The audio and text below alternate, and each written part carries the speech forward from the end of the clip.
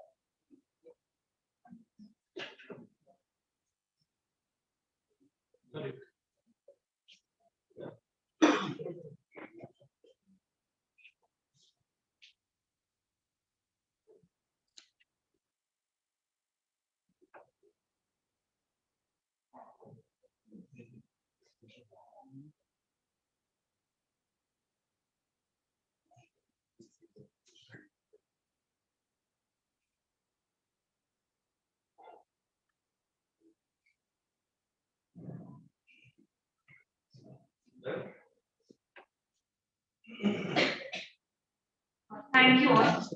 Moving forward, I would like to welcome our chief guest for today's inauguration, Dr. Subhash R. Chaudhary, Sir, Vice Chancellor, Rashtriya Sant Tukaji Maharaj University. Before that, I'd like to call all the dignitaries on the dais.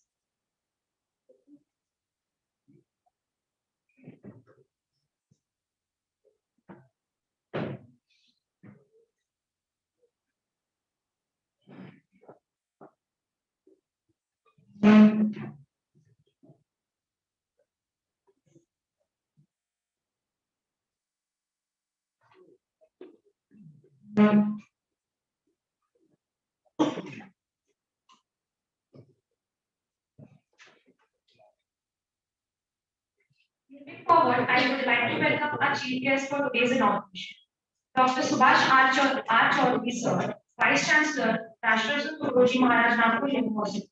So please accept this bouquet and memento as a token of love and respect. I would like Dr. Preeti Garude sir to welcome Dr. S.R. Chaudhary sir.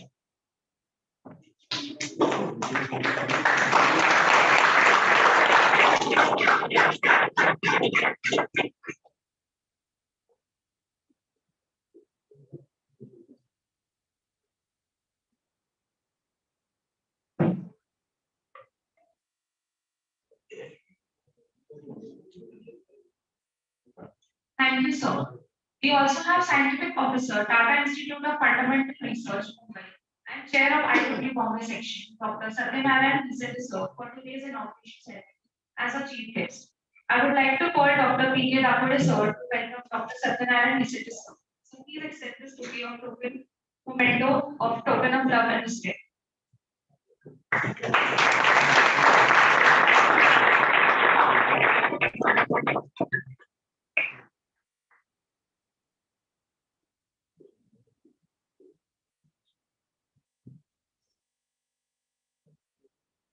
Thank you, sir.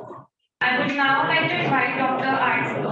R.D. Thackeray, sir, to facilitate Dr. U.P. Phale, sir.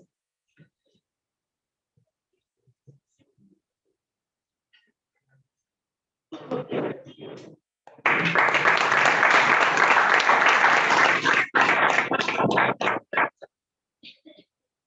you, sir. I would like to invite Professor Dennis Power, sir, to facilitate Dr. Abhay Gandhi, sir. Abhay Gandhi, sir. Thank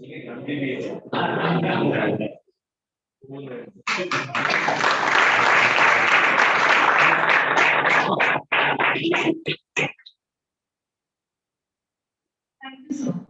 I would like to take this opportunity to invite Dr. Bajaj, sir, organizing chair, IEEE EMS 2020 for opening remarks for the conference.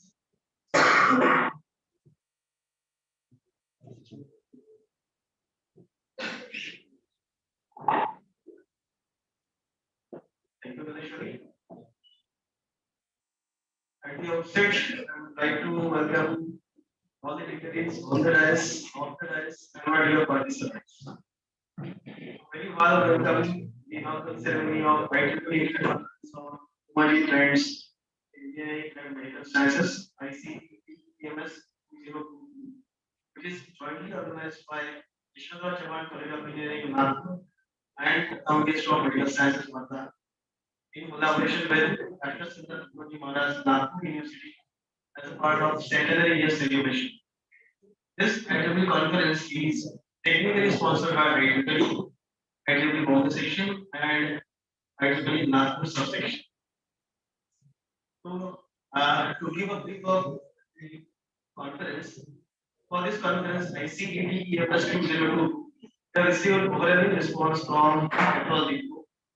In total, 309 research papers were received from reputed organizations from USA, UK, India, Nigeria, Bangladesh, and all other parts of India. Out of these 309 research papers, 104 papers were selected for oral presentation. And out of this, 89 researchers have registered and presenting their research work during these 2 days of conference. And this papers are distributed in 12 different tracks on emerging technologies like artificial intelligence, machine learning, DNSI, embedded system, healthcare technologies, and technologies for social communications. We are very fortunate enough to have 35 plus members as our advisory and technical committee members from reputed organizations across the. We have Dr. Vincenzo Fiori from Italy as a technical program committee members, and Dr. Cohen Sendis is also a member of advisory committee. For this conference, we have esteemed personalities as keynote speakers. Today, Dr. Parag Kulkarni, CEO and Chief Scientist, Innovation Research Lab, and he is a professor with specialization in AI/ML and innovation strategies at Tokyo University, Japan. Will be delivering keynote address on choice computing, human-age AI for healthcare. On day 2, that is on 19th November 2022, Dr. Koren Sengis, Research Committee Chair, University of United Arab Emirates, will be delivering keynote address on novel routing protocols for wireless sensor networks. For this, I request all the attendees to take advantage of listening to our eminent keynote speakers and enjoy this 2 days online conference at YCC. Thank you.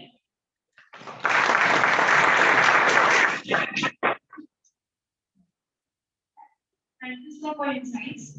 Moving forward, I would like to invite President for today's session. Dr. Yuvi Rathi, sir, Principal Yeshwant College of Engineering, for the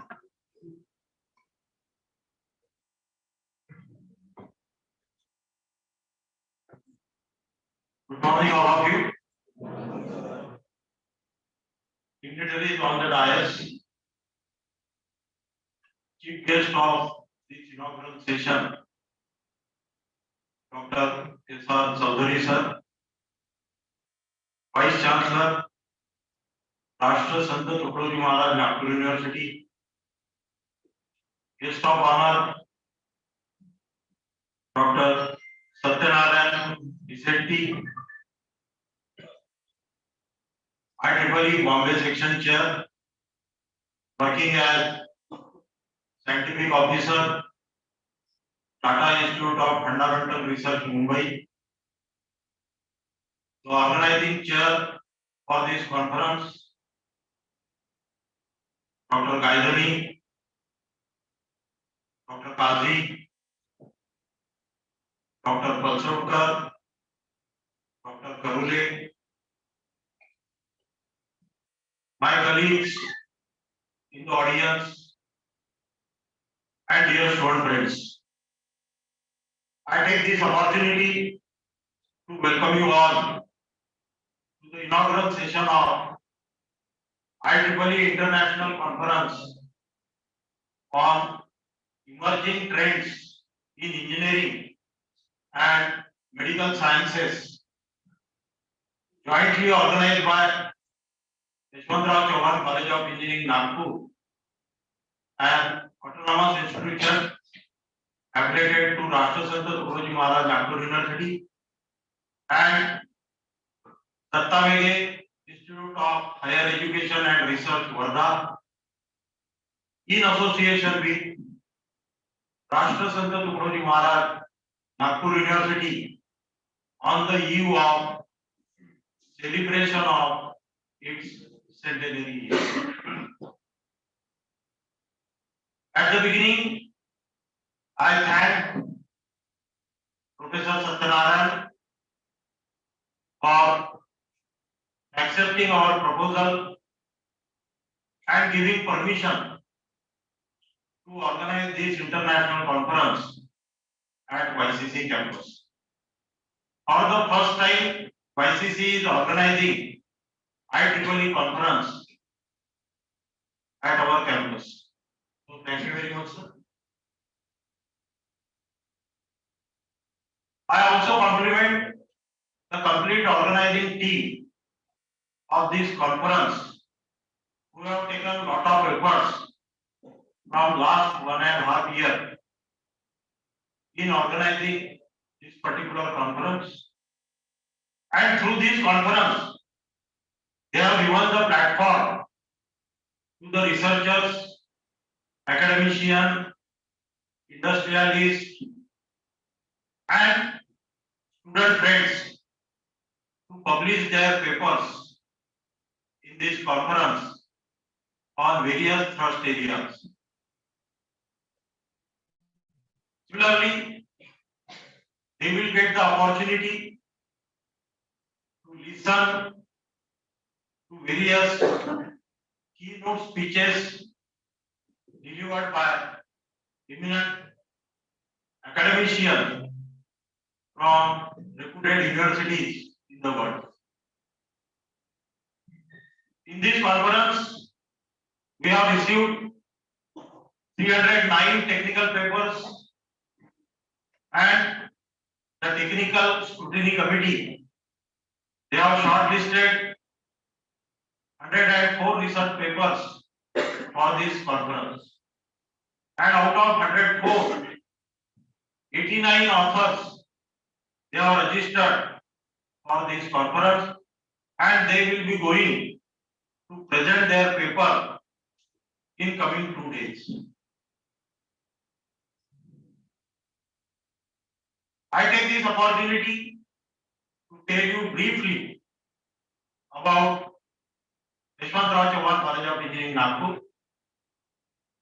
This institution was started in 1984 with 3 undergraduate program with intake of 180.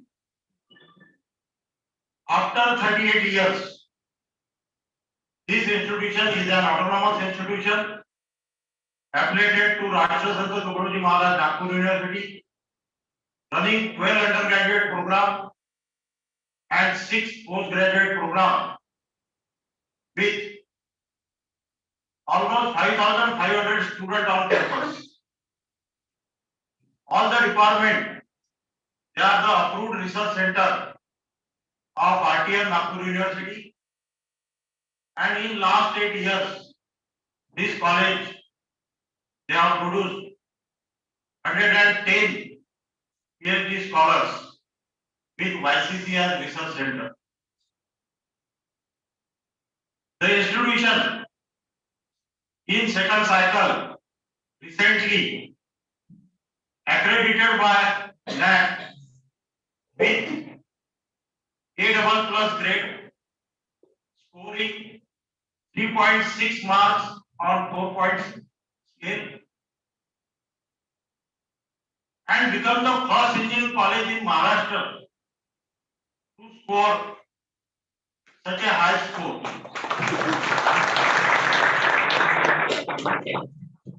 All the undergraduate and postgraduate program, eligible programs, they are accredited and re-accredited by National Board of Accreditation, New Delhi, since 2003, and this accreditation is valid up to June 2023. The institution has established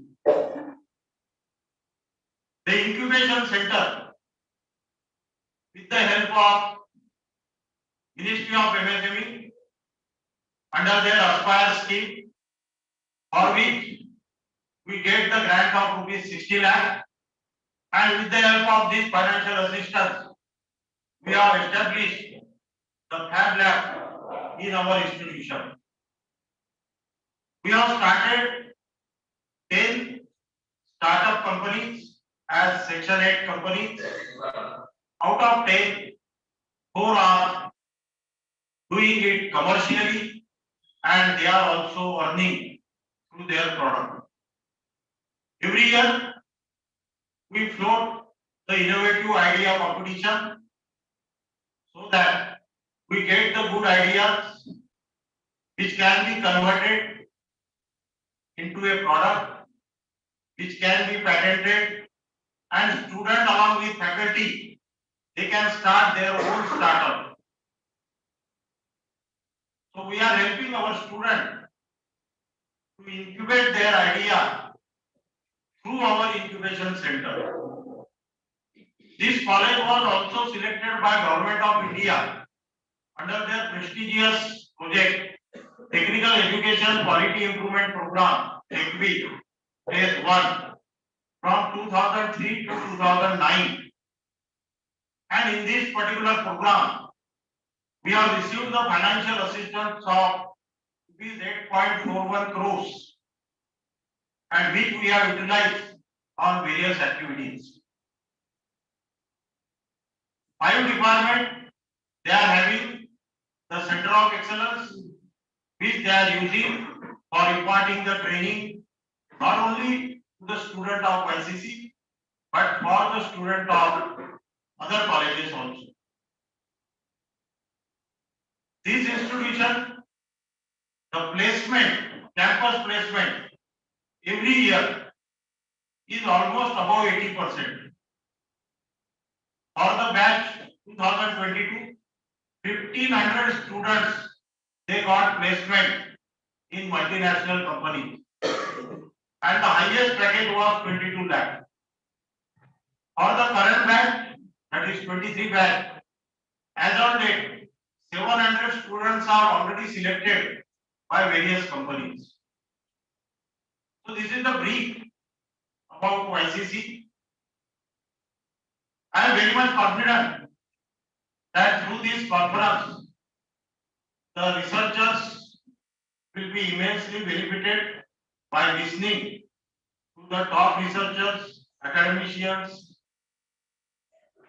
and industrialists through their presentation. I wish my best wishes to all the participants, to all the sessions. I thank all the authors for their registration in this international conference. I also thank Dr. S.R. Chaudhary for accepting our invitation as chief guest for this inaugural session, despite of his busy schedule. I also thank Dr. Satyanarayan for accepting our invitation as guest of honors and also delivering his lecture in this particular conference, and all the way coming from Mumbai to ICC Nagpur. I thank all the members in this August gathering for their presence in this particular inaugural session. Thank you very much.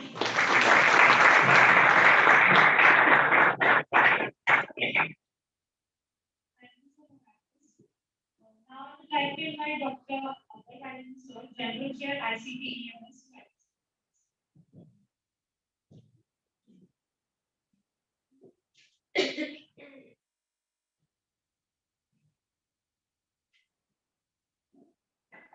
Very good morning. Very good morning, friends and colleagues. Respected Dr. S.R. Chaudhary, Vice Chancellor, Rashtra Sant Tukaroji Maharaj, Nagpur University. Respected Dr. Satyanarayan,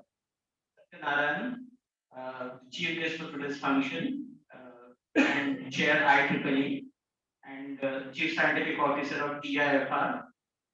Respected Dr. Vadhe sir, Principal ICC, respected Dr. Reddy sir, Principal FEET, Faculty of Engineering and Technology at TMIGR Nagpur. Respected Dr. Parshordhar sir, the Chief Organizing Secretary for today's conference.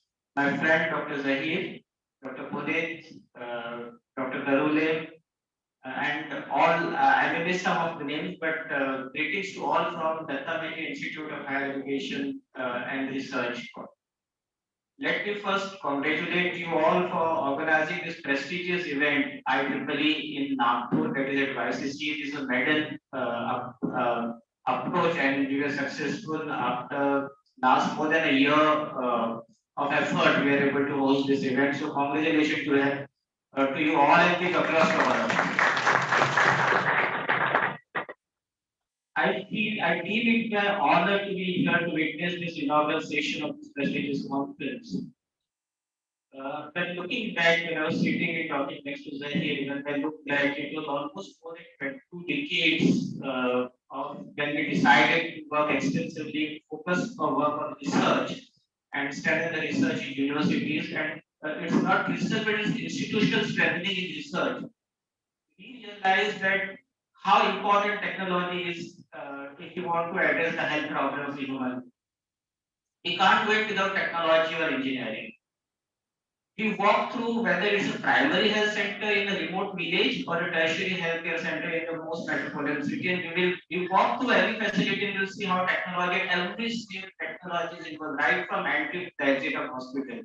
And technology has transformed the healthcare immensely. Rather, I would like to say that one of the 4 principles of primary healthcare, which is envisioned in 1946 by Sir Joseph Rowe, was appropriate technology. So that was a vision. I mean, when we are now talking of technology, it was conceptualized that time itself that we need an appropriate technology if you want to make healthcare accessible, affordable, effective, and transform the lives and of community and people of the country. So it happened almost as it more than 2 decades, and we thought of how to go ahead with it. And we are very much thankful to our honorable trustee, Sri Sagarji Medi sir, and he advised why can't you start with YCC itself.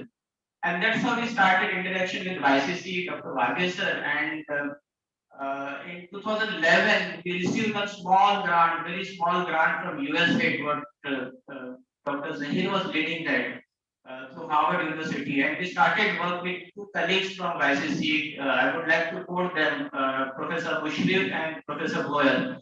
We worked with them, and Yogita was also one of the colleagues actually who worked extensively on that project and completed a PhD as well on same topic, similar topic. So that was a starting point, and then we struggled a lot actually. What we realized, we speak different languages. What doctors speak, engineers didn't understand, and what engineers speak, doctor didn't understand, and that's a big communication gap. And we never come on same page, same line. But we keep doing it, we struggle, and let me admit that we, rather than success, we failed multiple times. And every failure we learn something new, and that was a blessing for us. Those failures were very important for us because they taught us what to do, what not to do. And through those failures, we learned a lot. And slowly, we started again going to other colleges in India, apart from ICC. And then we were successful in developing collaboration across the top institutes, IITs and ISCs in India. And we actually have not collaborations. I would like to say we have 100 projects and IPR and publication generated out of those collaborations, very active collaborations here.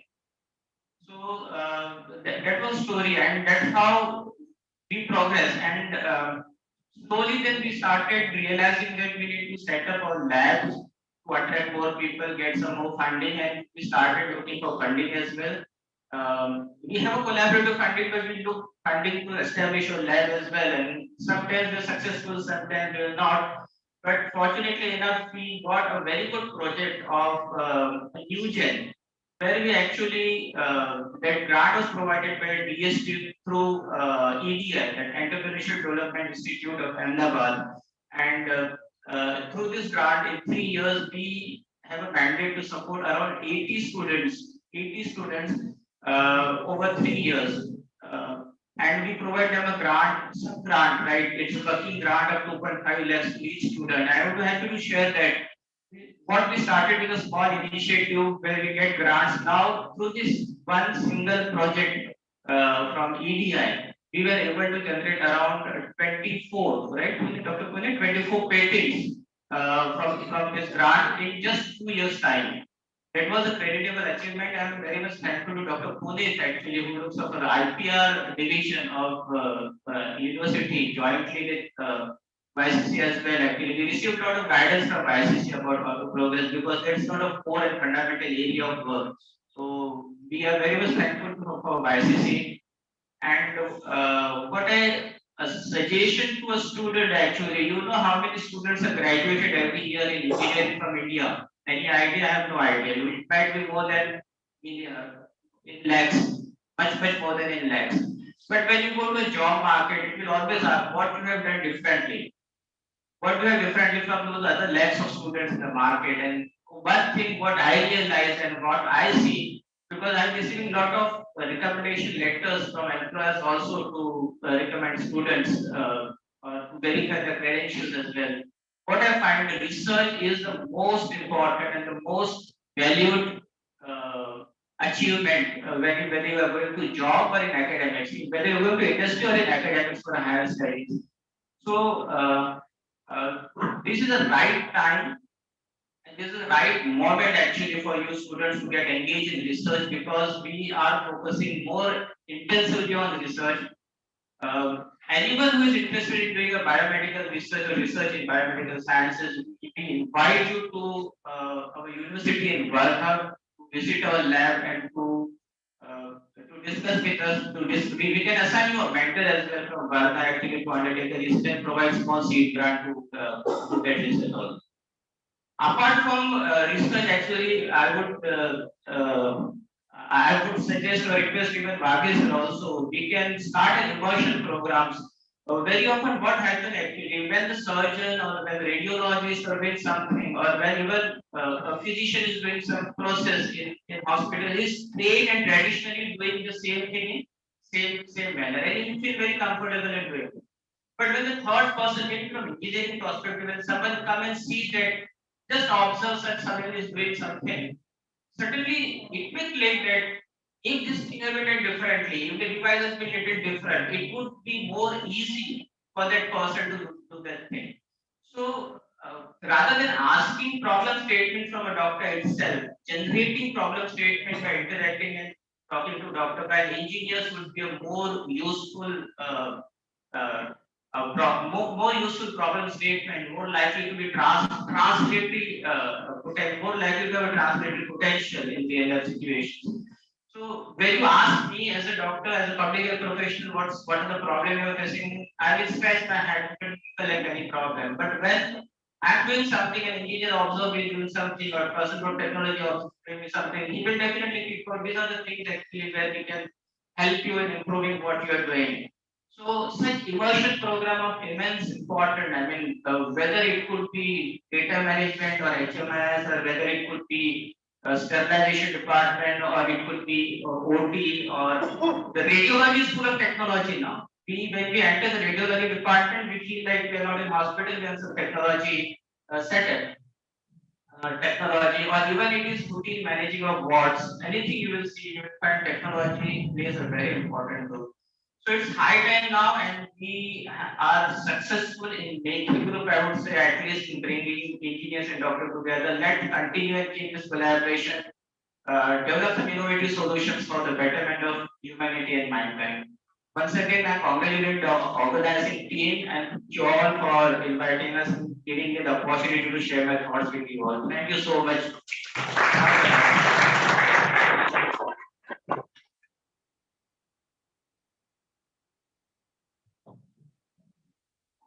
Thank you, sir. Now I would like to introduce you all to our chief guest for today's session. Dr. Subhash Chaudhary, sir, is the Vice Chancellor, Rashtra Sangh Guruji Maharaj Nagpur University. He has done his graduation in civil engineering, post-graduation in structural engineering, and PhD in civil engineering. He has guided 4 PhD awarded students and has a teaching experience of 34 years, among which he has served for 24 years to BD College of Engineering, Varna. Dr. S.R. Chaudhary has served as principal to different colleges, including Skill Development Institute, MSME, Vidyaniketan Institute of Engineering and Tech Nagpur, and GD College of Engineering and Management, Nagpur. He is a life member of ISTE, MISTE, and Secretary, ISTE, Maharashtra and Goa section. Member of Board and Research of RTM Nagpur University. Member of Academic Council of Dr. Babasaheb Ambedkar Technological University of Maharashtra. Sir, it is a pleasure to have you today with us. I would like Subhash sir to invite on the dais and on the podium and enlighten us with your words.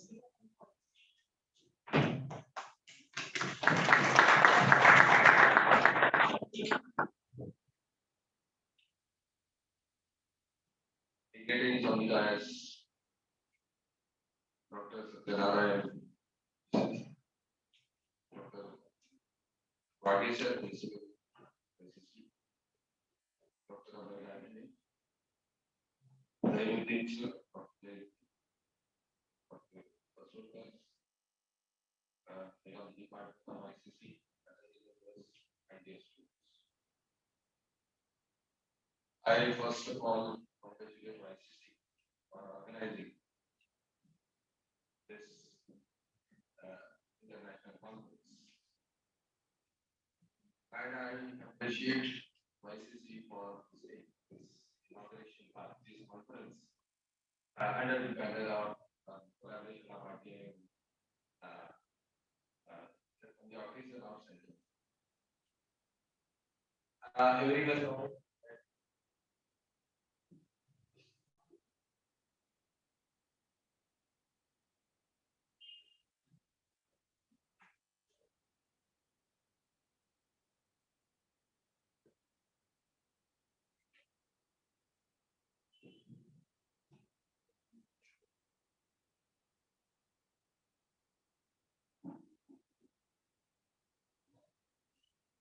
everyone knows that university has entered in the 100th year of standing. Nagpur University was established in 1923. At that time, the geographical area of this university was vast. Nagpur was not in Maharashtra but in central provinces. And with the increase in number of colleges, first university split is Sagar University. So from Nagpur University, Sagar University started. The second split was Jabalpur University. Third was Amravati University. And the last one was Gondwana University. We are waiting for again fifth split. Because the load on the university is much more. University is handling more than 500 colleges and more than 4 lakh students in the business. I am fortunate enough, I'm lucky that I am the vice chancellor in the within the region of Central. So this is the first centenary year now for the Nagpur University, and I will be the leading person at the university. So I am fortunate enough to have this opportunity. Nagpur University, though it has 100 years of training, but I thought we must extend our services to the society. And that's why during the centenary year, we have decided to reach to unreached. That is our central aim. And during this 100th year and after completion of 100th year, we are celebrating during this 2 year celebration. So we are reaching to the unreached list.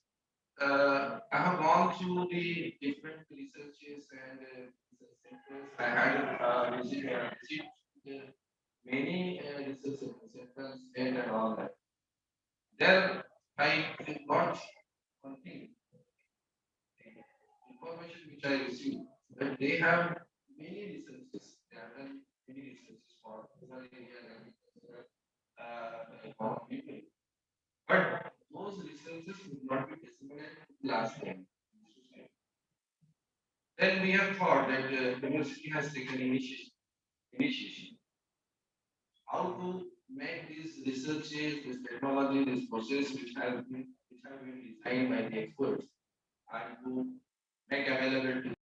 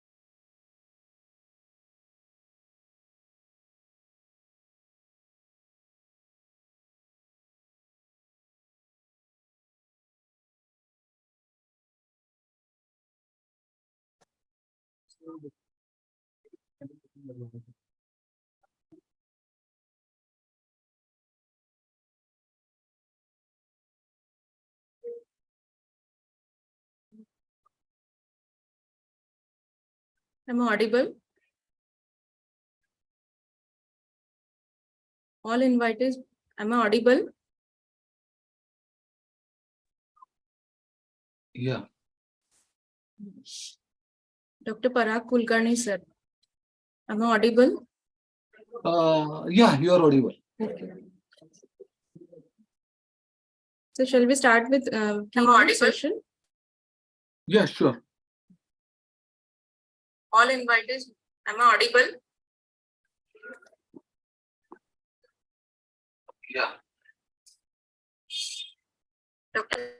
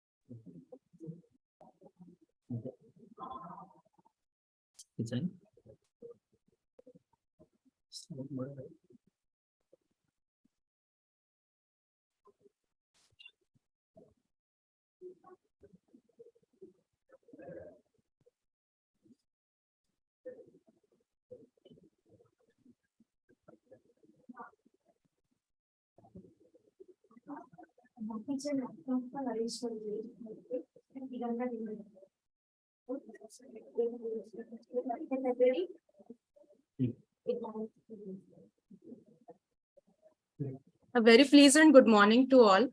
I, Dr. Tejaswini Panse, Assistant Professor, Electronics Engineering Department, YCC, extend my warmest welcome to each and everyone invited here to the keynote session of the day one of IEEE International Conference on Emerging Trends in Engineering and Medical Sciences.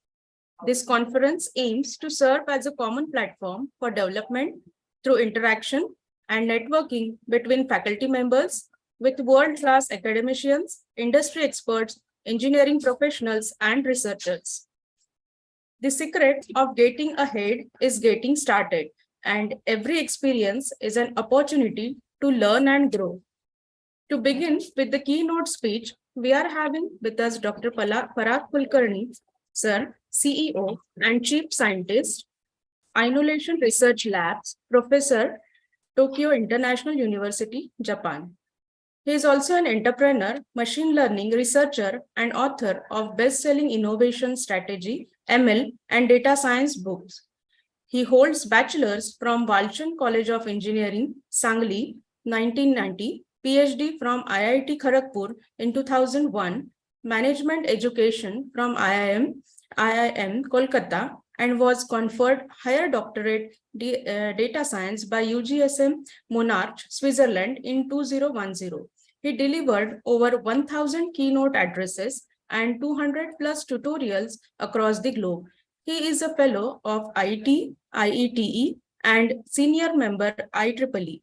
He is recipient of Oriental Foundation Scholarship, Distinguished Alumnus Award, WCE Sangli, and was nominated for prestigious Bhatnagar Award in 2013 and 2014. He was also awarded IIT KR Phadke Award for Innovative Entrepreneurship and Research in 2019. He has published over 300 plus research papers and articles in peer-reviewed journals and renowned conferences. He invited over a dozen patents and authored 14 books with world's best technical and business publishers like Bloomsbury, IEEE, Wiley, Prentice Hall, Springer, Oxford University Press, etc. He was the first PhD guide in computer engineering at COEP, Pune University, and has guided 20 PhD candidates. He has over 30 years of experience in technologies, product building, and application of AI and ML to different verticals. In the past, he headed research divisions of many companies, including Siemens, India and Germany, Ideas, US and India, Reasons Age, Singapore, Capsilon, etc. As an AI consultant, he helped to build game-changing products for companies like InvestNet, Tech Mahindra, UST Global, Agris, Tata Consumers, etc. He founded startups Innovation India, Vina Limited, New Zealand, and created social value through innovation and research. He is a pioneer of concept of systemic machine learning, reverse hypothesis machine learning, context vector machines, and choice computing. He is a prolific speaker and is associated with many technical and B schools of repute like IITs, IIMs, Tokyo International University, Japan, and Marx University.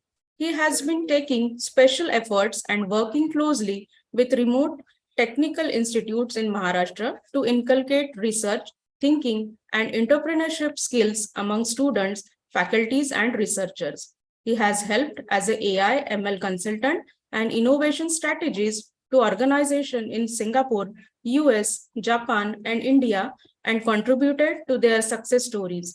He worked on social good and developed products in healthcare and education domain with focus on creating values at the bottom of the pyramid. I welcome you, sir. Over to you, sir.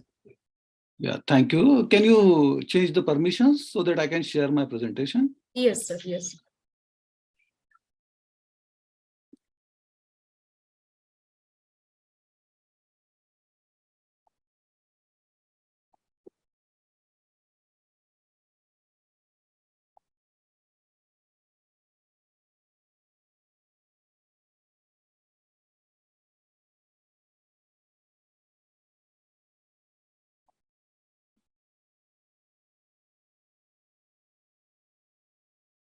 Yes, now you can share, sir. Okay, let me check. No, yet it's not enabled. Okay.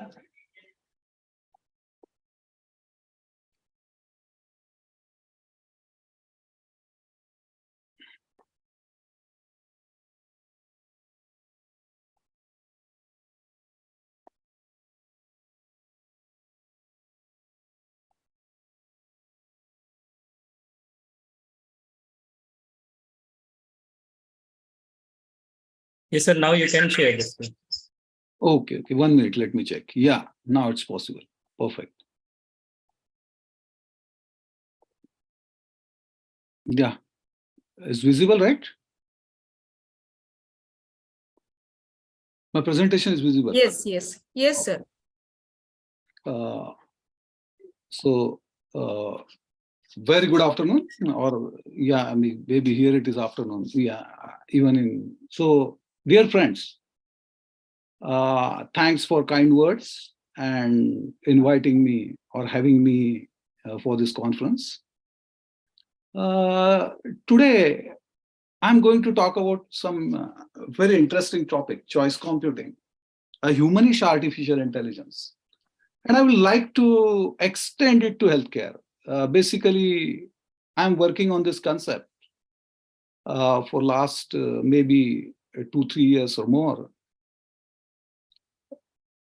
It happened like that. I happened to read the book Nudge, a very interesting book by Richard Thaler, Nobel awardee and Nobel laureate. And this Nudge book actually fascinated me. I thought, oh, this is a wonderful book. This book talks about very interesting aspects, that how you can choice architect the behaviors, how you can compete, how you can help individuals to choose in the right way. So there was one example. I will begin with that example. There was one canteen, and they found that hardly anyone was consuming healthy food. And that was a problem. Though the healthy food is available, students from the canteen, students from the school were interested in junk food or maybe pastas, pizzas, and all that, and no one was consuming healthy food. So they contacted one of the choice architects. And what this choice architect did, he did a simple thing. He reorganized the menu and put those healthy food items at the exact eye level of these kids from the school or these students of the school. Interestingly, what happened? Almost 30% of the healthy food consumption increased. Now, this is a small example. This is not just a complete choice architecting. Choice architecting is much broader concept. And we will deliberate on this concept during our next 1 hour or so. So basically, let me go to this next slide. I will start with another story. My another favorite book, Sapiens by Harari. Harari has written this wonderful book.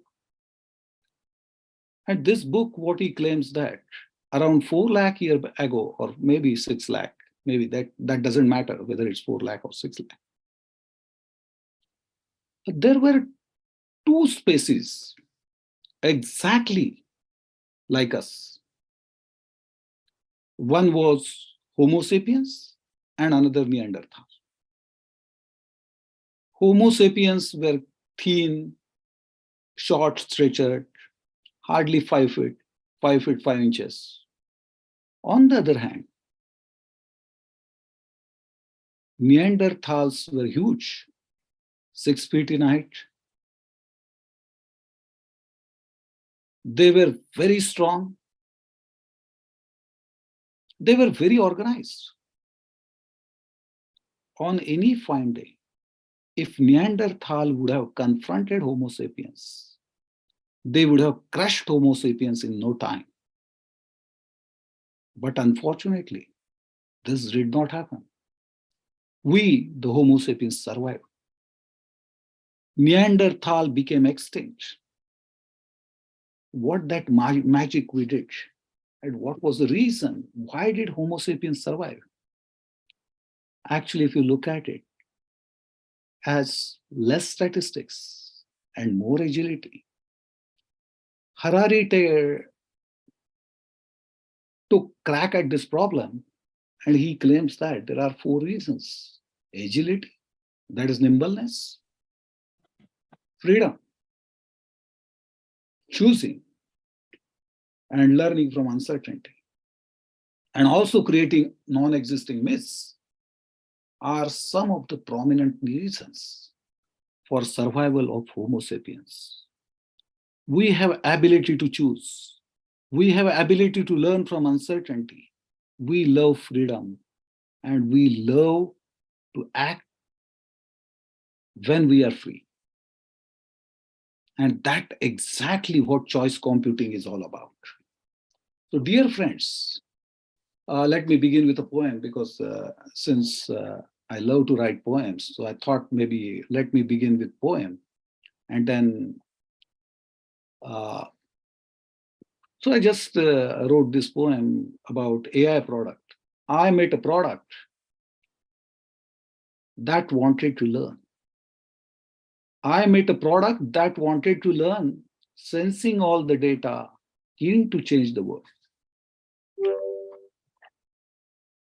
I spoke to product to understand the problem.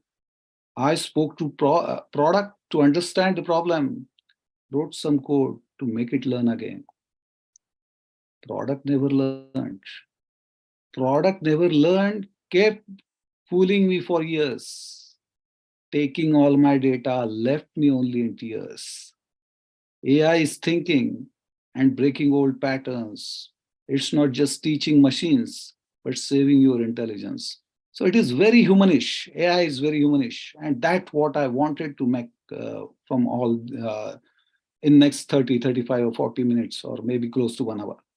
So these are some of my books. Choice Computing, recently published by Springer, which I'm going to talk about in next 40 minutes.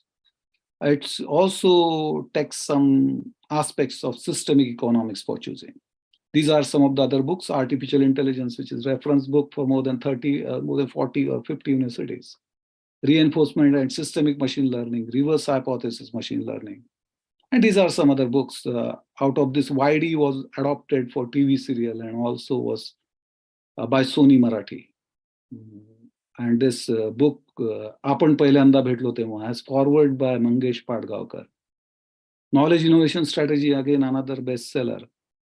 More than 15,000 copies sold.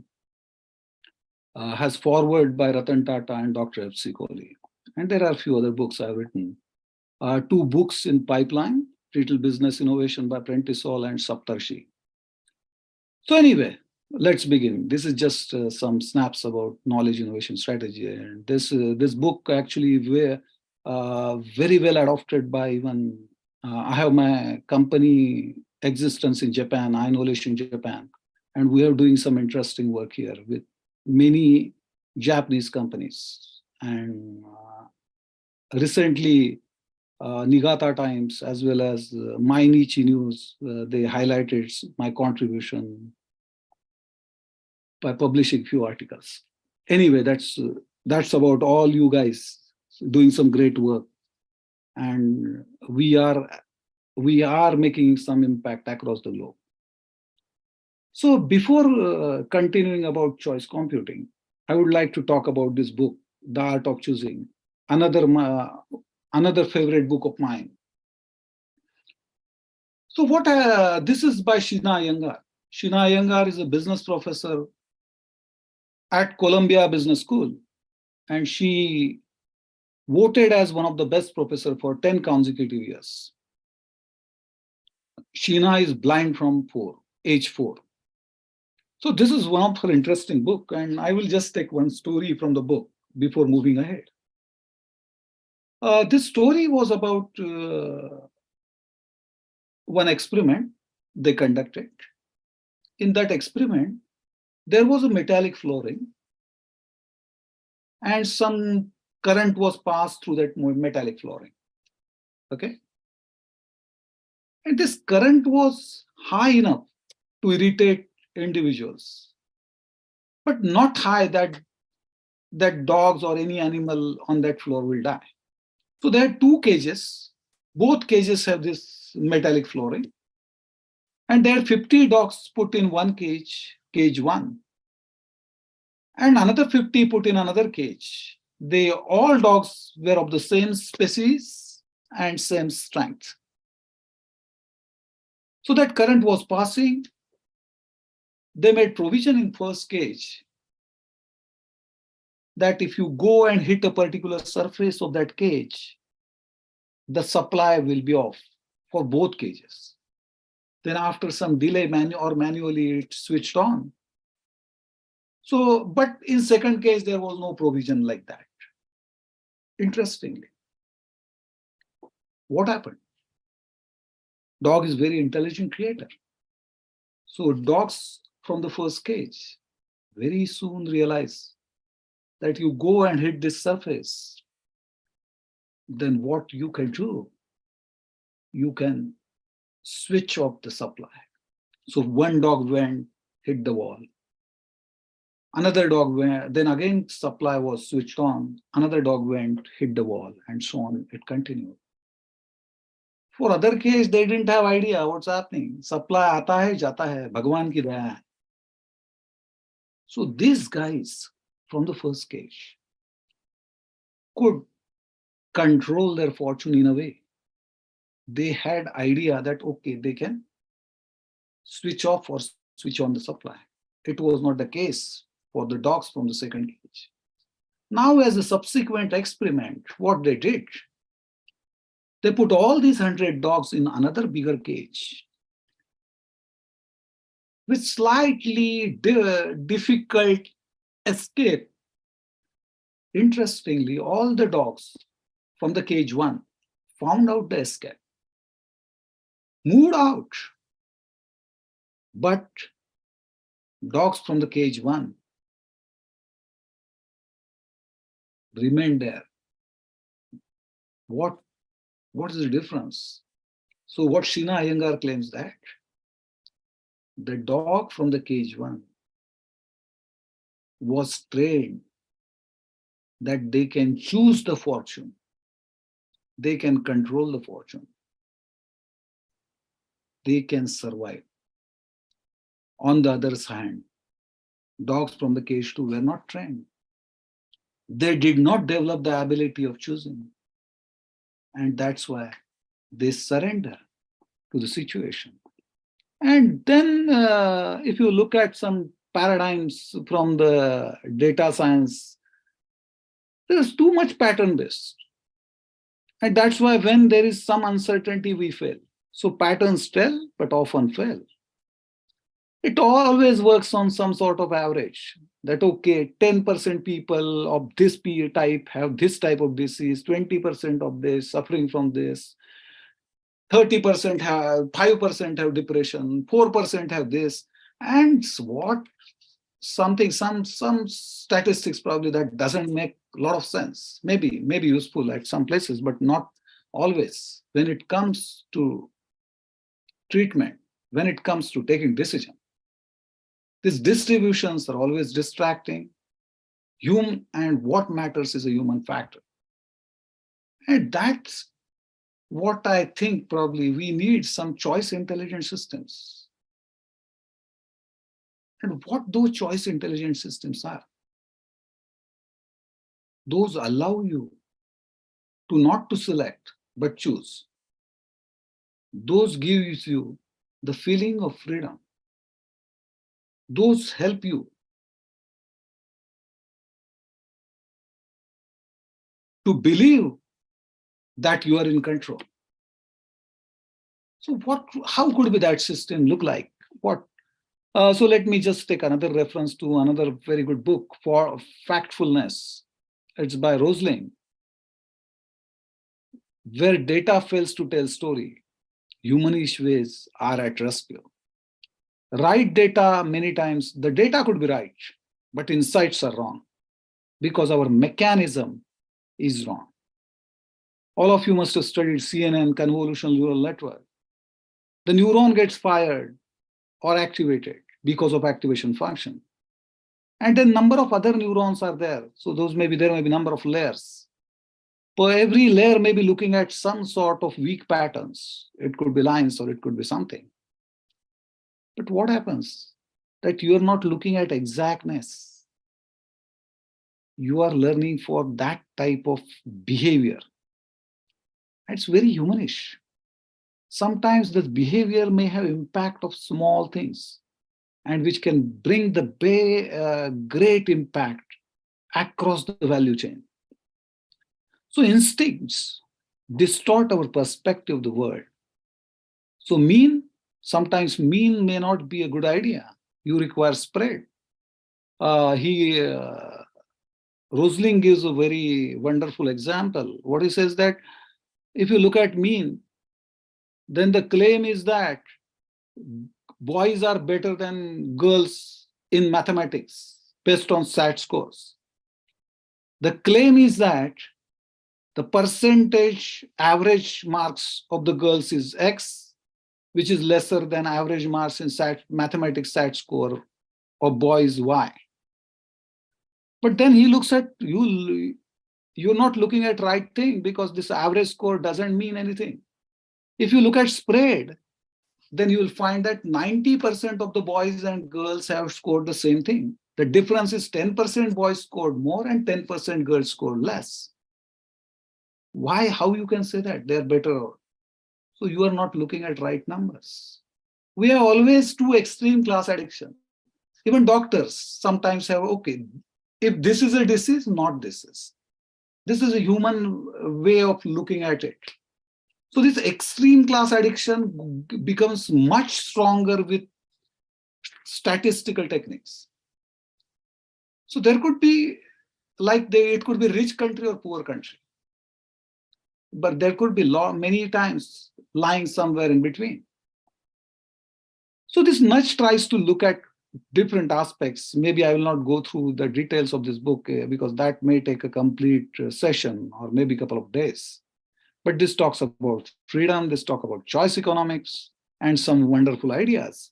But based on whatever knowledge I have, whatever I have studied in last 3-4 years, I tried to define choice architecting. The choice architecting is about removing the constraints, those are felt, and putting the constraints, those are not felt, to maximize the freedom with the objective of well-directed outcome. So you make people to choose right path, but then you are not dictating that path. So there could be more than one right path.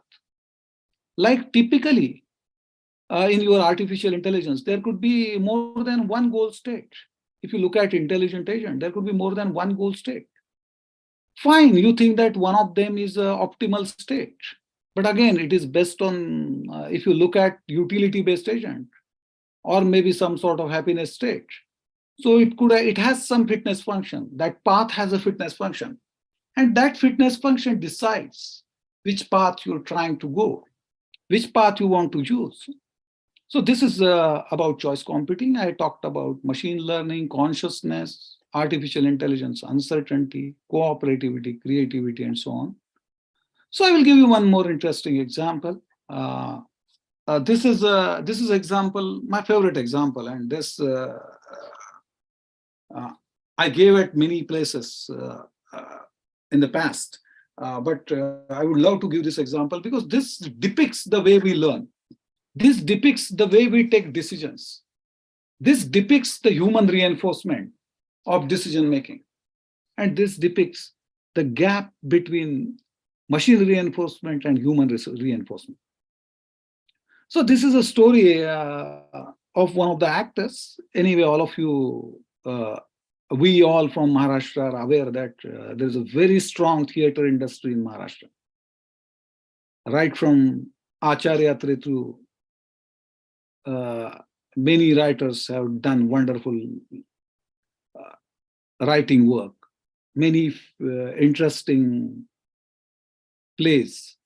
And these actors act in a play. Like Prashant Damle had more than 1,000 shows of that Eka Lagnachi Goshta. If you take Prabhakar Panshikar had many shows of that Tomi Navets and all that. So all of you are aware. So they act in a particular play that happens repeatedly.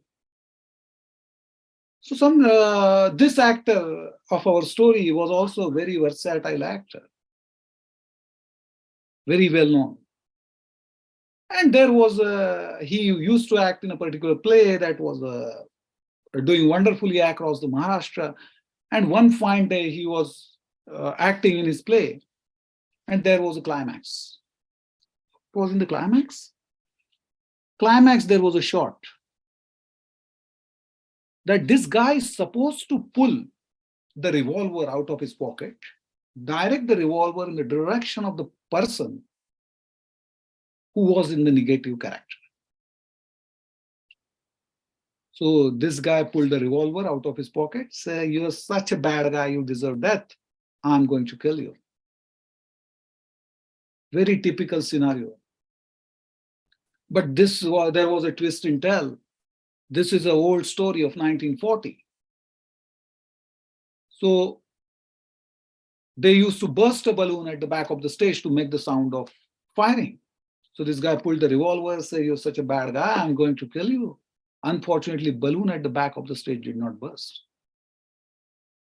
So this guy was very intelligent, maybe thought that probably the person at the back of the stage didn't hear him. So he shouted. It didn't work. But very intelligent guy, he said, "Oh, I will not allow you to die so easily. Let me tell you the whole story." He said, 10 years back you did this, 20 years back you did that, and now you deserve death, I am going to kill you. Unfortunately, balloon did not burst. Now he got a bit impatient. But very intelligent guy. He had a trick. He said, "I think there is a problem with this revolver. But don't worry, I have this knife." He pulled pen out of his pocket, 1940 keyboard light arrangement, probably you can't make out whether it's knife or pen. So he pulled pen out of his pocket, ran to that person. He was about to stab and balloon burst. Everyone started laughing. Instead of claps, he get laugh. Reinforcement learning. He got penalties instead of rewards. Reinforcement learning is maximizing your rewards so that you are minimizing the errors and you are slowly marching towards the goal. Days went like that. One fine day, same show. He pulled revolver out of his pocket. He shouted. This time also balloon did not burst. He used his old trick, shouted loudly, it didn't work. He said, there's a problem with this revolver, but don't worry. And he first told the complete story. Then he said, that didn't work. So he said, don't worry, I have this knife. He pulled knife out of his pocket. This time also, he ran to that person. And he was about to stab. And unfortunately, balloon burst at the same time. But now he learned. He looked in different direction and said, oh, Robert, you killed him? Great job. I knew you wanted to kill him. That's reinforcement learning. So we learn with reference to environment. We learn with reference to context. And we learn better when we have a feeling that situation is in your control. I actually interviewed many entrepreneurs from Japan in different domains, including this Yutaka Yamagashi he's even racer as well as he is in this automobile business. So he said that they're using very interesting inputs and choosing how to drive to win the race. There is another person, I talked to Yoichi Yamane. He said,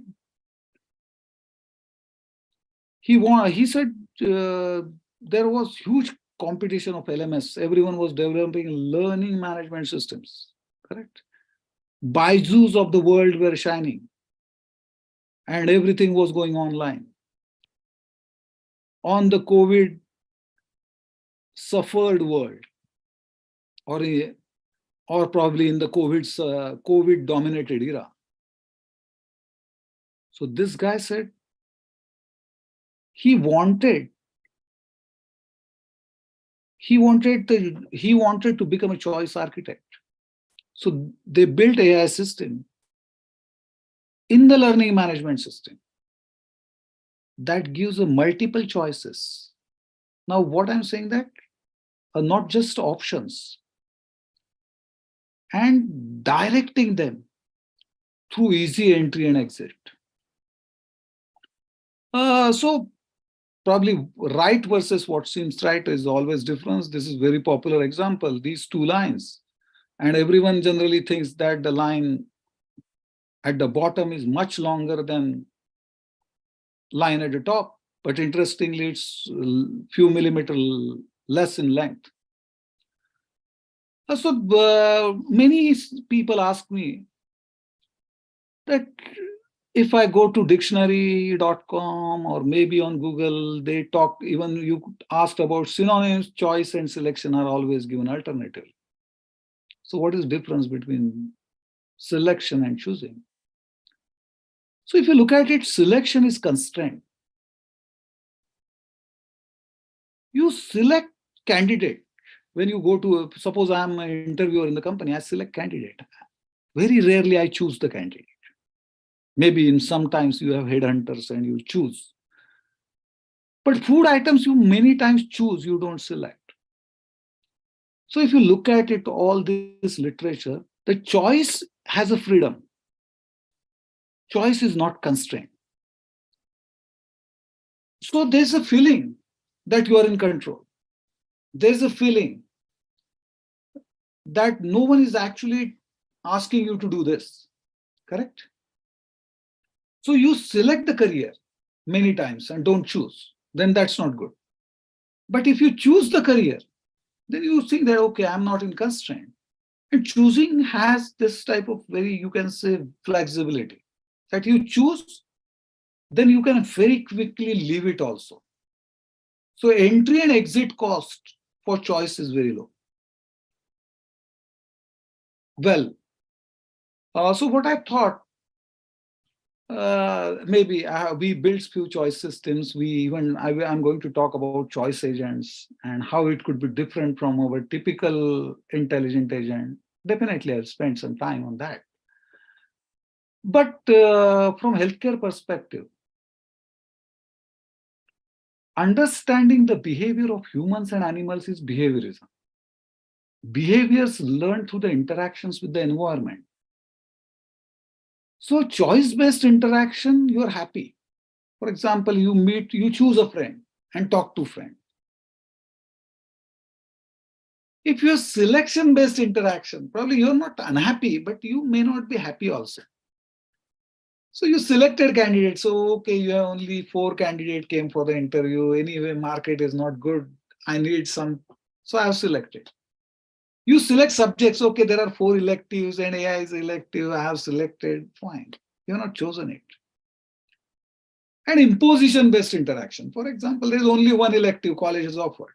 That is imposed and not offered number of electives. Those are possible. Or probably only one candidate came for the interview and you have to select it. Or only one company gave you offer and you went that company anyway, you have no other option. But because that's the only company which is giving you a job. So it is imposition based on best interactions. And you see the happiness goes down as the constraint starts mounting. Okay. And that directly impacts on behavior. That directly impacts on health. As I have already mentioned that 5% people across the globe are depressed. And they claim that even there are 15% that rose to something close to 10% because of the pandemic and all that. People are staying at home, working from the home. Are they working or not? I don't know. But many times they are working. But that mounted their depression because their social interaction went down. They're basically involved in so many things. And in spite of that, being at home, they're stressed. Probably there's no change in environment. So there could be preventive initiatives in healthcare through choosing. So maybe if we have choice agents, so every intelligent agent, I think, can be replaced by choice agent. And maybe in next 10 years, it is going to happen. Right?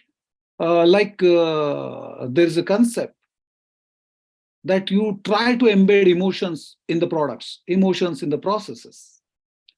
So change the behavior through choosing. So for example, there is through choosing, allow to choose people, behavior can be changed. The customer enters in the shop will be happier. The question is not important whether he bought the most expensive product from your shop or not. Whether he bought something or not, that is also not the question. But he entered happily and left happily, that is very important. So you allow him to choose. So you created, okay, these are options. And there is another option, don't buy. Many times what happens that get frustrated. You think, okay, I'm in the shop, I should buy something. Correct? Choice architecture can healthy habits. Means, for example, many people, they go for a walk. How many of them enjoy walking? Right? So making them to choose the healthy habit. Now it's not important whether they walk for 45 minutes or 50 minutes, or they cleared half marathon or full marathon. I have seen many people, they cleared full marathon, died of heart attack, and many people who just walk 1 kilometer every day completed 100 years. Japan is a country where there are maximum people 100+ year old. It has a lot of factors, and anyway, you can read about that architecture, their social structure and everything. Around 1 lakh people, close to 1 lakh, 100 plus years. So choice architect the healthy habit, choice architect for healthy lifestyle, and choice agents leading ways to healthy society. So maybe, for example, let's say you take health insurance. Is it a choosing process? Not at all. It's very painful. Even after this Bank Bazaar and whatbazaar.com, it's very painful, right? Even PhonePe and all that, whatever it may be. No one has a choice architect that allows you to choose and make it an enjoyable experience. So question remains, how can we do that? Right? And there are some attempts we are doing. We're not saying that we have understood, we have actually mastered it, and probably it will take another decade to actually develop this choice computing to the next level, where it can become part of our DNA. And every agent, every intelligent agent, every machine learning agent will be replaced by choice-based agents. Anyway, I will just keep this example. This is more about one of my friends at IIT, but anyway. AI, anyway, all of you know, so I won't talk about it. And I assume that every one of you know the test of intelligence. There could be creativity test of intelligence also. But I'm thinking that there could be choice test of intelligence, right?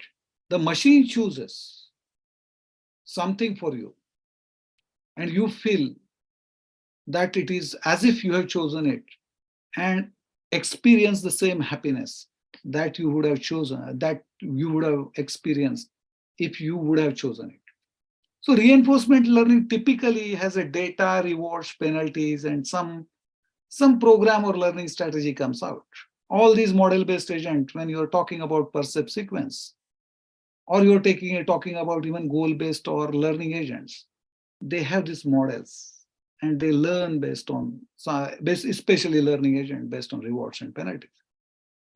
But when I think about reinforced learning from interactions or choice reinforcement, you have agent and some sort of choice evaluation. So what it could be? It could try to gauge the freedom at any point of time. One of my friend, he has a company in Japan. He is basically is a real estate agent, and he told that he is planning to. He has some AI systems, and he wanted this AI system should be some sort of choice architecting system. So I interviewed him, and I had a long discussion with this guy. His name is June. His case study is included in my book, Choice Computing. So he told me that people select house. And what happens that many times when people from different Asian countries, typically let's say India, Sri Lanka, Bangladesh, Nepal, or even Vietnam, they come to Japan, they try to search for accommodation quickly, correct? And Japan is in a very expensive place. So they don't want to stay in the hotel for long, and they want quickly the house to be searched. Now what happens that they generally, there are some options given by agents. They have this difficulty of language because very few places the English is spoken, so you don't know English. Though Google Translate is with you, but everything can't be done so smoothly with Google Translate, and you find it really very difficult to select the house. Even select, I'm saying choosing is a different thing. So he said that it's always a painful experience. And it terms as some sort of selection. And selection may be very limited choices, then you try to search it. So he thought, and another problem is that many times we are festival lover people. We like to play the TV with very high volume. Japanese, generally, their culture is different. They don't want to bother anyone. if they're talking on the phone, they talk in a very low volume. You will not find anyone talking on phone in the train or bus or any public places. Hardly you will find anyone.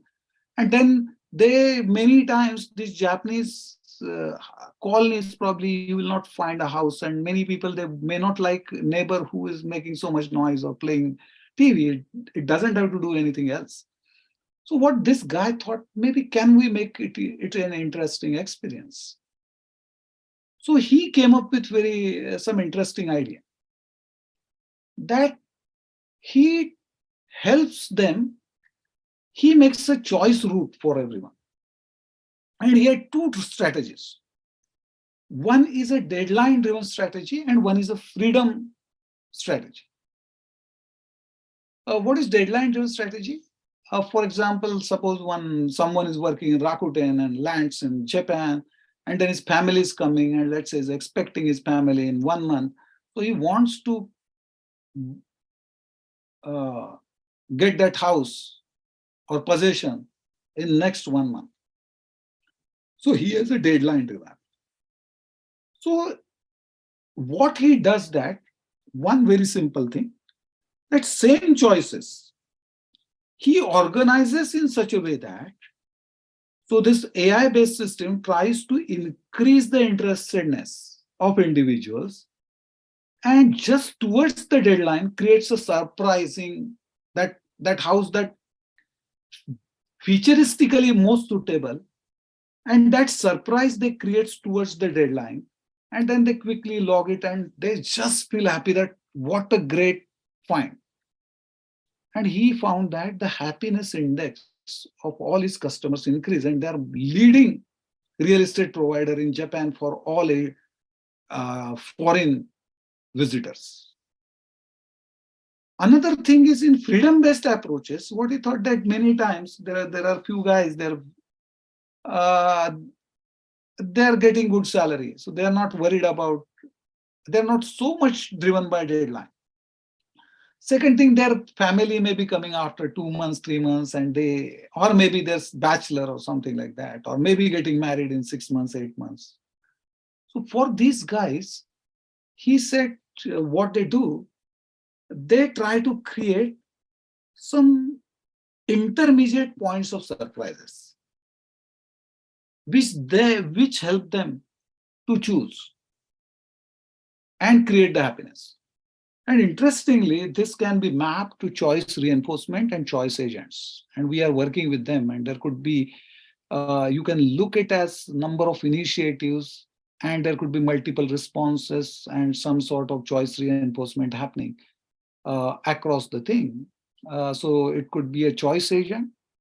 There is a choice space, maybe again rewards and penalties, but those are calculated with choice fitness type of thing. This June example I already discussed. There is another very interesting story about outdoor management, where the company is trying through outdoor management to help people to choose the project. Another, my friend, he's the CEO of Global Kutch, which is the government initiative for green Gujarat, as well as to retain the water in Gujarat. And Biren is CEO of Global Kutch. And what they're trying to do, they're choice architecting farmers.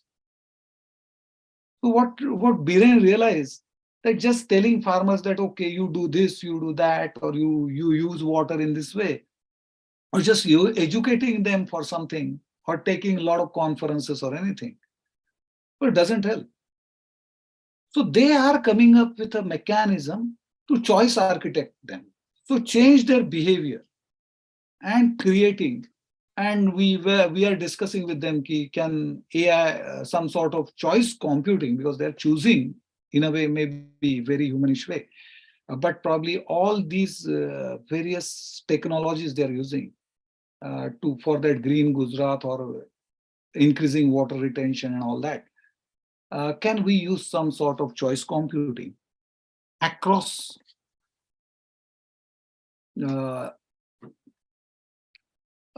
across this Kutch region, they already have around 400 villages selected, and they are working very closely. And I'm just closely interacting with them, and let's see, some interesting stuff will come out. Yeah. Any question? Yeah, just I heard some stuff. Okay, how much time we have?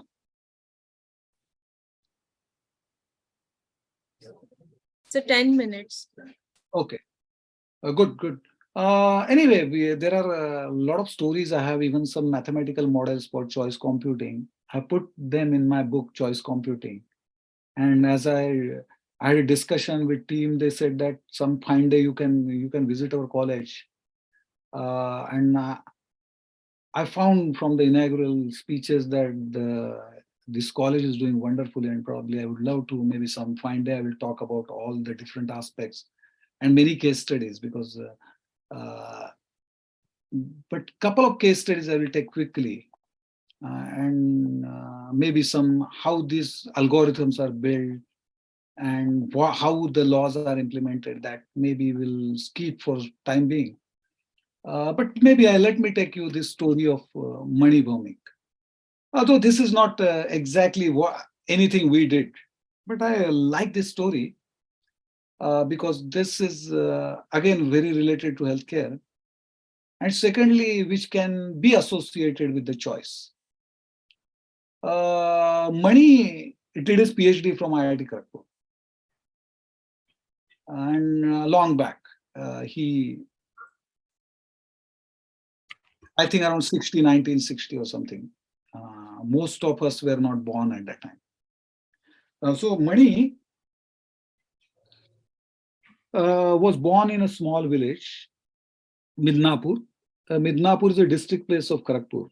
Though it's a district place, it's smaller in size. He was son of a farmer. He was a son of a teacher. His father was, I think, school teacher.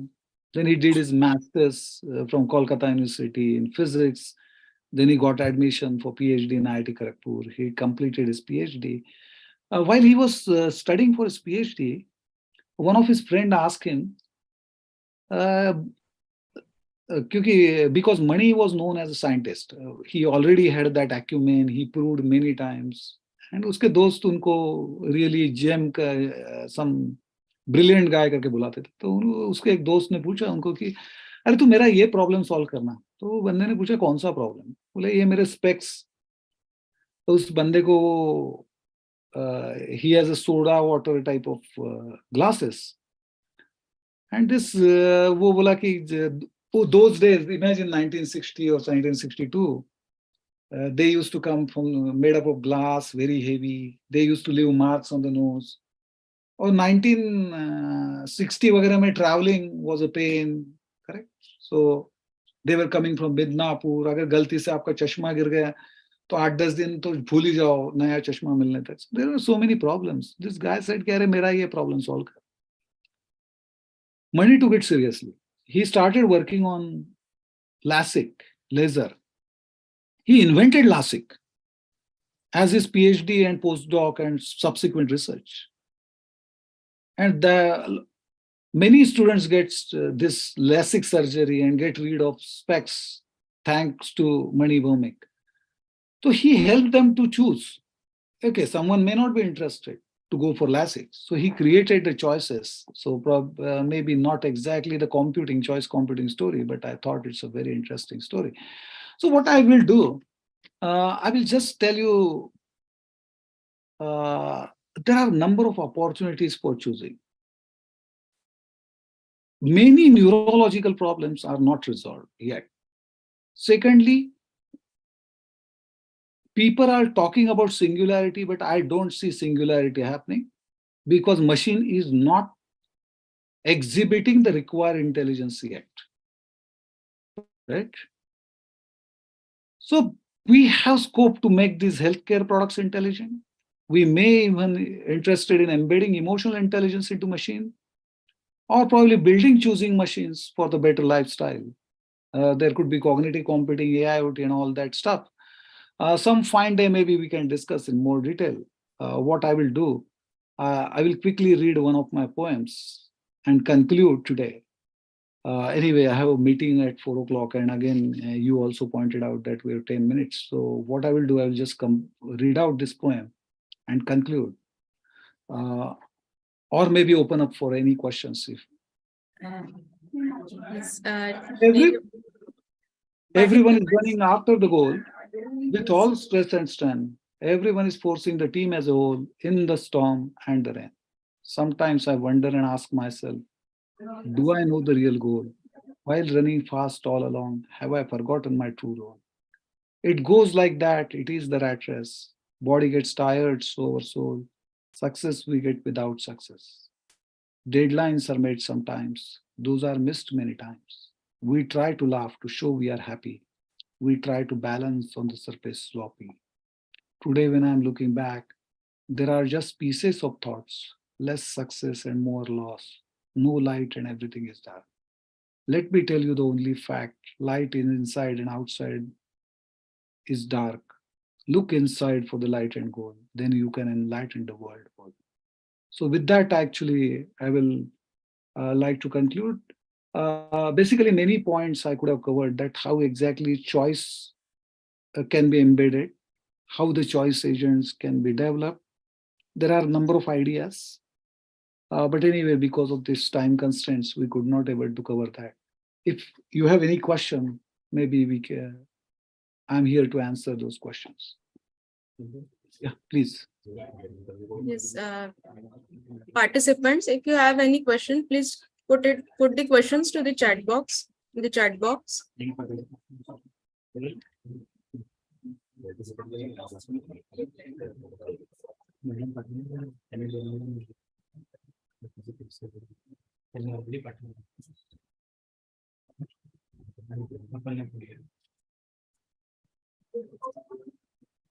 Okay. There is no question. आमच्या कॉलेजमध्ये जेव्हा seminar असायचे ना, तेव्हा आम्ही मित्रांना प्रश्न देऊन ठेवायचो की बाबा मला सेमिनार झाला की प्रश्न विचार म्हणून. माझा एक मित्र आहे ज्याची आता he has 500 crore turnover company, पण तो तेव्हा मेकॅनिकल इंजिनिअरिंगला होता आणि मी कॉम्प्युटरला होतो. तर मग त्याचा सेमिनार होता तो. तर त्याने इज व्हेरी इंटेलिजंट गाय, पण त्याने त्याच्या याच्यात मला एक प्रश्न देऊन ठेवला होता की तुझं हे जर मला कोणी प्रश्न विचारले नाही तर तू विचार बुवा. मग मी त्याचा सेमिनार, कारण ते ओपन सेमिनार असायचे, मी त्याचा सेमिनार अटेंड करायला गेलो. त्याने मला प्रश्न देऊन ठेवला होता, मग मी तो खिशात ठेवला होता. मग त्याचा सेमिनार झाला आणि मग तो मेकॅनिक कोणीच प्रश्न विचारेना. मग तो माझ्याकडे मोठ्या आशाभूत नजरेने बघायला लागला की अरे हा विचारेल, हा विचारेल. मी आपल्या ती चीट शोधायला सुरुवात केली. मला ती चीट काहीच सापडेना. काय केलं, कुठेतरी ठेवली होती. सो मी त्याला वेगळाच प्रश्न विचारला, पण त्याने तेच उत्तर दिलं आणि everyone क्लॅप्ड. So, sir, there is one question. Choice architecture is also applicable for automotives. Correct. They actually, आम्ही ते योमाने यांच्याशी बोलत होतो ना, he's a racer. तर त्यांनी वेगवेगळ्या कार्सचा स्टडी केलेला आहे आणि त्यांचं असं म्हणणं आहे की 2 प्रकारे ते वापरता येईल. म्हणजे काय होतं की ही बरेच चॉईसेस अवेलेबल असतात. पण आता काय होतं की ड्रायव्हर म्हणजे कारचे choices, first thing is choosing the car, second thing is selecting the features of the car, म्हणजे चॉईस ऑफ कार चुझिंग. आणि त्यांचं एवढं म्हणणं की even driving they could make a choosing experience, that you can choose, there are number of options available. म्हणजे उद्या असं नाही, अगेन ज्या इमर्जन्सी आहेत किंवा ऍक्च्युअली ऑटोनॉमस ड्रायव्हिंग आहे त्याची constraint will be there definitely, but there also it can be used. Sir, another question: how decisions are made using reinforcement learning?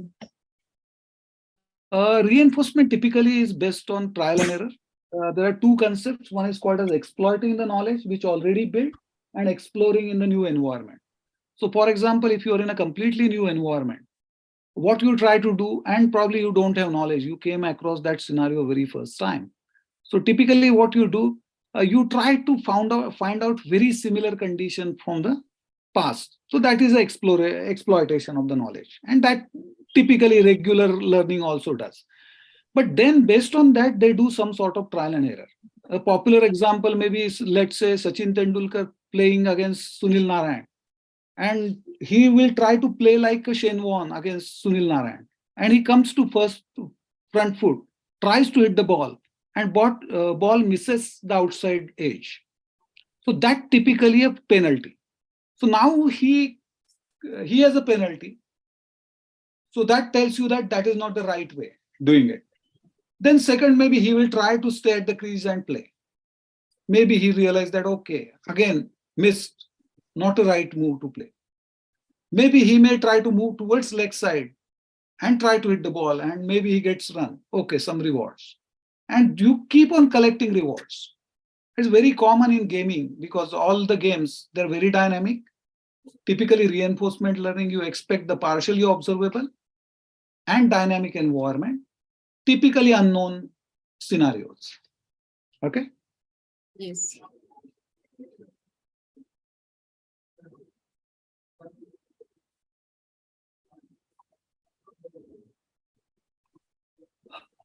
Okay. So Thank if there are no, yeah. Yeah, no questions. So thanks a lot. Thanks all listeners. Thank you, sir. Thank you very much, sir, for your valuable inputs. I request you to accept a token of gratitude on behalf of organizing team and Yashwantrao Chauhan College of Engineering, Nagpur, for sharing your valuable time and guiding us. Thank you, sir. Thank you once again. Thank you. Thanks a lot.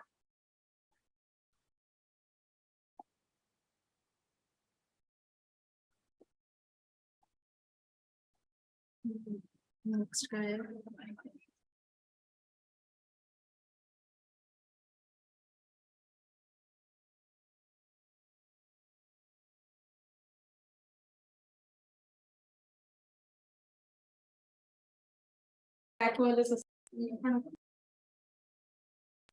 So all the participants of track 1 stay here.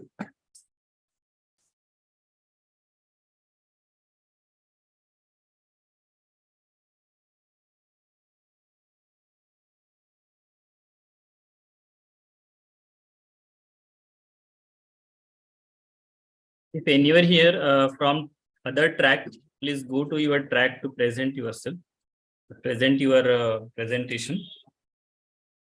Leave this meeting and only track 1 participants stay here.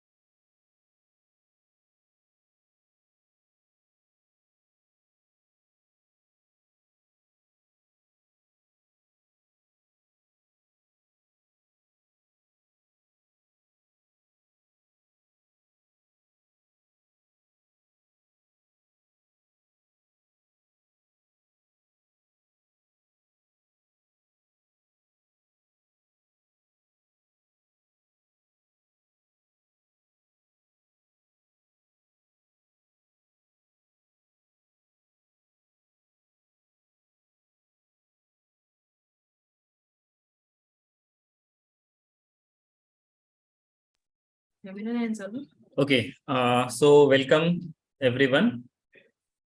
Thank you for joining us for IEEE ICE TEMS 2022.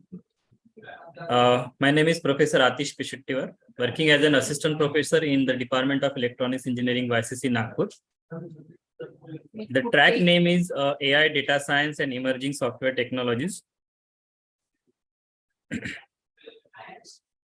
Our today's session chairs are Dr. S.J. Bhosle, HOD Electronics Engineering, VJTI Mumbai. I welcome you, sir. Our second session chair, Dr. K.K. Bhoyer, Professor, Department of CSC, YCC Nagpur. I welcome you again, sir. Participant in instructions.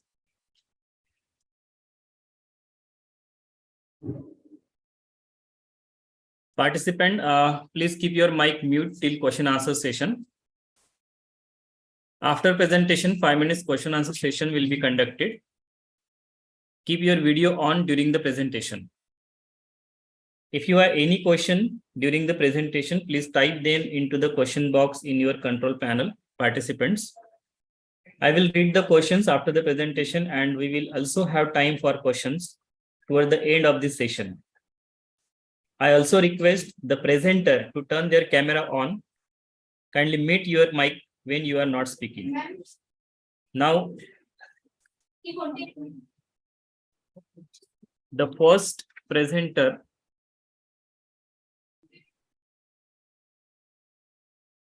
paper ID number 775. Are you present? Yes, sir, I'm here. Yes, sir. Good morning, Okay. sir. Okay, good morning. I am playing your video, so please turn Okay. on your video. Do I need to turn it on? Yes, yes, you have to turn on your video. Okay, ma'am. Sorry, you mean I have to turn on my only camera? Yes, camera. Okay.